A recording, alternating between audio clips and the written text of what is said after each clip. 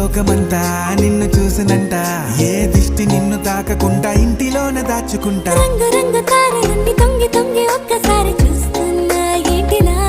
ఆ పైన లేని వెన్నెలంతా